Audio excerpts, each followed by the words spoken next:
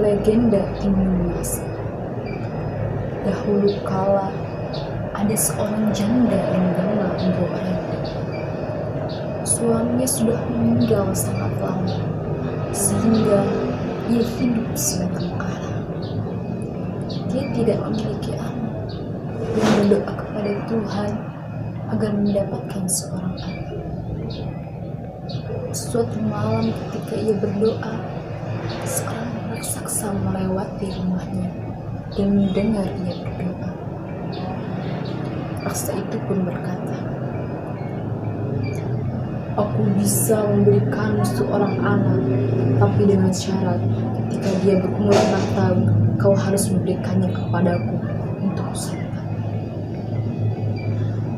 Besar keinginannya untuk mempunyai seorang anak membuat Mbok Randa menyetujui syarat tersebut tanpa memikirkan ia akan kehilangan anaknya. Raksasa itu pun memberikan biji timun kepada Mbok Randa dan menyuruhnya untuk menanam biji itu. Kelak akan ada sesosok monyet di dalam. Perintah raksasa itu pun dilakukan oleh Mbok Randa.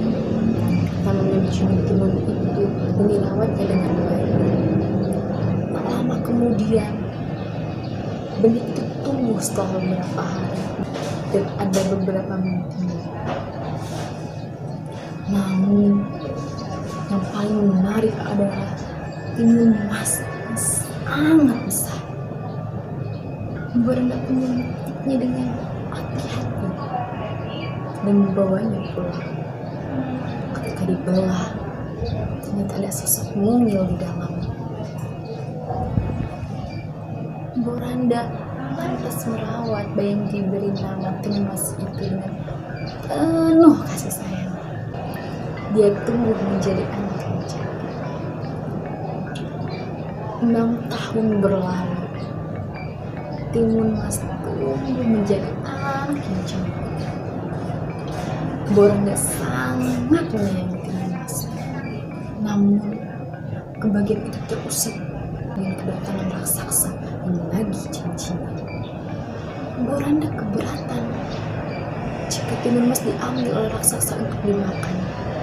Ia pun memutar otak agar raksasa menunggu lebih lama lagi untuk menunggu timun emas dewasa dengan beralasan, timun emas masih terlalu kecil sehingga tidak enak untuk dimakan, ujar Mbok Randa.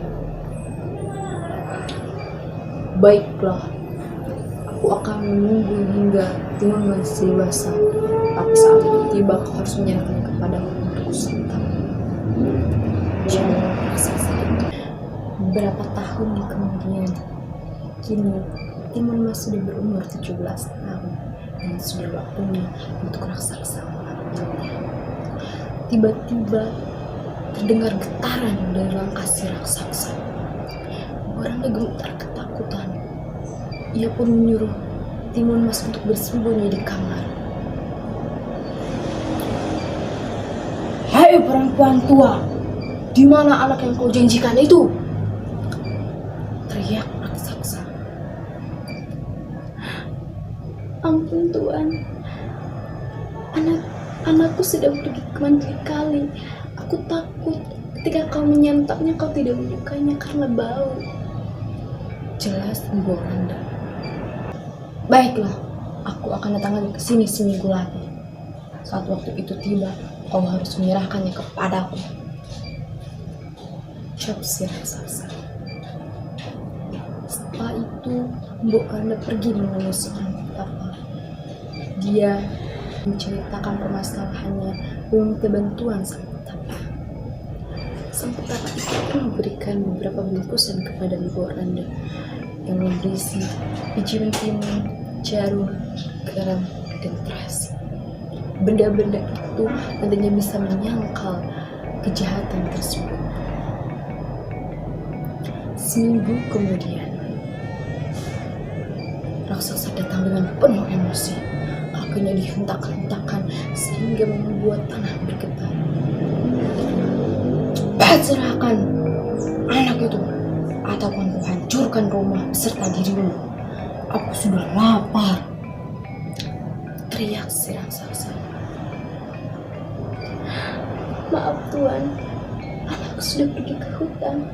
Kembalilah ke tempat tinggalmu. Dirimu sudah ada di sana. Ucap Boranda berbohong. Saat itu, Timus keluar rumah lewat pintu belakang. Dia membawa semua benda-benda yang diberikan oleh sang petapa. Raksasa melihat Mas ketika ia akan kembali ke hutan, lalu mengejarnya.